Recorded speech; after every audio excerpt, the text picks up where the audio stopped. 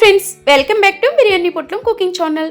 ఎడారిలో అయినా గుడారి వేసుకొని చేసిన మా మింట్రీ అన్న రెసిపీ అండి. నాకైతే మా పెద్దమ్మ వాళ్ళ కొడుకు మింట్రీలో చేశారు. మింట్రీ అన్న చేసిన ఈ రెసిపీ మీకు నేను చూపించేస్తున్నాను. టేస్ట్ మాత్రం బాగుంటుంది ఫ్రెండ్స్, తప్పనిసరిగా మీరు ట్రై చేయండి. ఈ రెసిపీ మాత్రం ట్రై చేసేటప్పుడు ఒక గ్లాస్ రైస్ మాత్రం ఎక్కువనే పెట్టుకోండి ఫ్రెండ్స్. ఎందుకంటే నీకా నాకాని కొట్లాడడం తప్ప ఏమీ ఉండదు. అందుకే ముందు చెప్తున్నా ఫ్రెండ్స్, ఒక్క గ్లాస్ రైస్ మాత్రం తప్పనిసరిగా పెట్టుకోండి. ఎలా చేయాలో చూసేయండి ఫ్రెండ్స్. నేనైతే చూడండి, ఎర్రటి టమాటాలు పెద్ద సైజులో 4 తీసుకున్నానండి. ఇలా ఉన్న టమాటోల్ని మనము ఇలా తీసుకోవాలండి. ఇలా కొంచెం ఇలా తీసుకొని మనమైతే పక్కకు పెట్టేసుకోవాలి. ఒక్కొక్కటి ఇలా తీసుకొని పక్కకు పెట్టుకున్న తర్వాత మనము ఇలా అడ్డంలో 2 పీసులు చేయాలండి. ఒక టమాటోలో ఇలా 2 పీసెస్ చేసిన తర్వాత మనము ఎన్ని టమాటాలతోనైనా చేసుకోవచ్చు. కేవలం 4 టమాటాలతోనే చేస్తున్నాను. నేను స్టవ్ వెలిగించుకొని కడాయి పెట్టుకొని ఒక 50 గ్రామ్స్ ఆయిల్ అయితే వేసుకున్నానండి. ఈ చిన్న తపాలతో ఆయిల్ వేసుకొని ఒక 6 నుండి 7 వరకు ఎండుమిరపకాయలు, 6-7 ఎల్లుల్లి రిబ్బలు కూడా వేసుకోవాలండి. ఇలా ఫ్రై చేసుకోవాలి. మనము ఎక్కువ మాడనివ్వద్దండి. ఇలా చక్కగా ఫ్రై చేసుకుంటే వెల్లుల్లి అనేది, ఈ ఎండుమిర్చి అనేది ఈ విధంగా మంచిగా దోరగా ఏగిపోయిన తర్వాత పక్కకు తీసి మనమైతే పెట్టేసుకుందాము.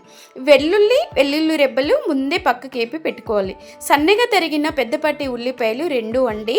ఈ 2 ఉల్లిపాయలని పొడుగులో కట్ చేసుకొని అదే నూనెలో చక్కగా గోల్డెన్ కలర్ వచ్చే వరకు మనము వేపేసుకోవాలండి. మంట మాత్రం చిన్నగా పెట్టుకోవాలి ఫ్రెండ్స్.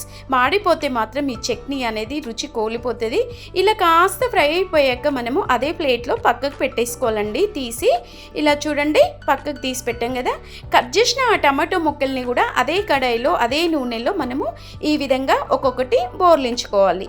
ఇలా మనం పెట్టడం మూలంగా చక్కగా ఫ్రై అయిపోయి బాయిల్ అవుతుందండి. 5 మినిట్స్ మూత పెట్టి తీసిన తర్వాత చూడండి, ఈ తొక్క ఊడేలా మాత్రం మనము టమాటో తొక్క అనేది ఊడిపోయేలా ఫ్రై చేసుకోవాలి. సిమ్ములో ఉడికించుకోవాలి. ఇలా చూడండి, మనము ఇలా కాస్త తిప్పేసుకున్న తర్వాత ఫ్రెండ్స్, 1 స్పూన్ అంత జీలకర్ర మాత్రం తప్పనిసరిగా వేసుకోండి. టేస్ట్ మాత్రం అదిరిపోతుందండి.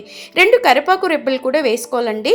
మంచి ఫ్లేవర్ వస్తుంది. తింటుంటే మాత్రం కమ్మగా ఉంటుందండి. ఇలా చూడండి, టమాటా కూడా బాగా మగ్గిపోయేది కదా. ఇలా తొక్క వచ్చేలా మనము బాగా ఉడకపెట్టేసుకోవాలి నూనెలోనే. చూడండి, ఒక్కొక్కటి అయితే అదే ప్లేట్లోకి మనము తీసి పెట్టుకోవాలండి. ఇలా తీసిన తర్వాత చూడండి, నేనైతే ఇలా చక్కగా ఫ్రై చేసుకున్నాను, బాయిల్ చేసుకున్నాను, పొట్టు ఊడిపోయేలా. మీరు కూడా ఈ విధంగా చేసేసుకోండి. మంచిగా అన్నీ చక్కగా ఫ్రై అయిపోయాక చూడండి, ఈ తొక్క చల్లారాక కాస్త మనము అటు ఇటు కాలకుండా చేతులు వేళ్ళు అనేది చిన్నగా కాస్త చల్లారాక మనము తీసి తొక్క తీసేయాలి. ఇది ఫ్రై అయిపోయిన మనము ఎండుమిరపకాయలు చూడండి, ఇలా చుంచగానే ముక్కలు అవ్వాలండి. ఇలా మంచిగా పొడి అయిందనుకో టేస్ట్ ఎక్కువ వస్తుంది. ఎల్లుల్లి కూడా ఎంత చక్కగా ఫ్రై అయిపోయాయి కదా. వెల్లుల్లి, ఎండుమిరపకాయలు ఈ 2 మిక్స్ చేసుకోవాలి. ఇలా పొడి చేసిన తర్వాత మనము కాస్త ఉల్లిపాయలు కూడా చక్కగా కలిపేసుకోవాలండి.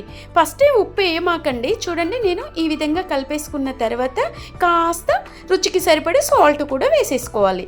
ఉల్లిపాయలు మంచిగా మిర్చిది ఇది కలిసేలా కలుపుకొని కాస్త చల్లారిన టమాటాలను కూడా ఈ విధంగా బాగా ఇలా నలుపుకోవాలండి.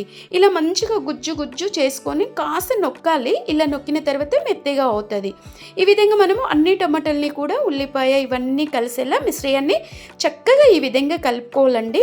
ఇంకొంచెం సాల్ట్ సరిపోకుంటే మీరు సాల్ట్ వేసుకోండి. నాకైతే సాల్ట్ సరిపోయేదండి. చాలా టేస్టీగా కమ్మగా ఉంటుంది ఫ్రెండ్స్. మరి తప్పనిసరిగా మీరు ట్రై చేయండి. ఒక లైక్ చేసి, షేర్ చేసి, సబ్స్క్రైబ్ చేయండి. మన ఛానల్కి అయితే కొత్త వీడియోలు కావాలంటే మన యూట్యూబ్ ఛానల్కి వెళ్ళి క్లిక్ చేయండి ఫ్రెండ్స్. బాయ్.